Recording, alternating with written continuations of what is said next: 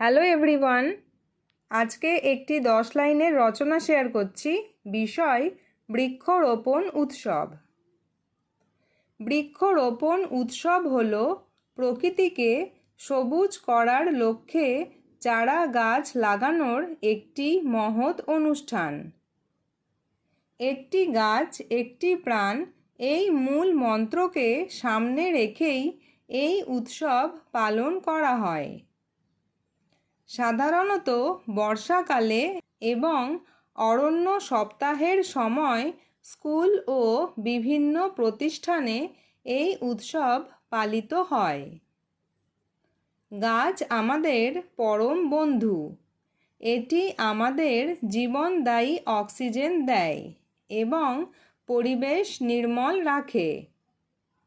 বিশ্ব উষ্ণায়ন রোধ করতে এবং বৃষ্টিপাতের ভারসাম্য বজায় রাখতে বৃক্ষরোপণের কোনো বিকল্প নেই।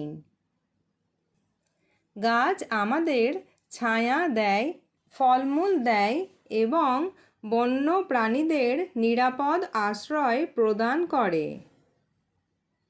নির্বিচারে গাছ কাটার ফলে পরিবেশের যে ক্ষতি হচ্ছে, গাছ লাগিয়ে তা পূরণ করা সম্ভব। এই উৎসবে ছাত্রছাত্রী ও সাধারণ মানুষ উৎসাহের সাথে নতুন চারাগাছ রোপণ করে। শুধু গাছ লাগালেই হবে না, সেই গাছগুলি যাতে বড় হতে পারে তার জন্য সঠিক যত্ন নেওয়াও জরুরি। পৃথিবীকে সুন্দর ও বাসযোগ্য রাখতে আমাদের প্রত্যেকের উচিত প্রতি বছর অন্তত একটি করে গাছ লাগানো।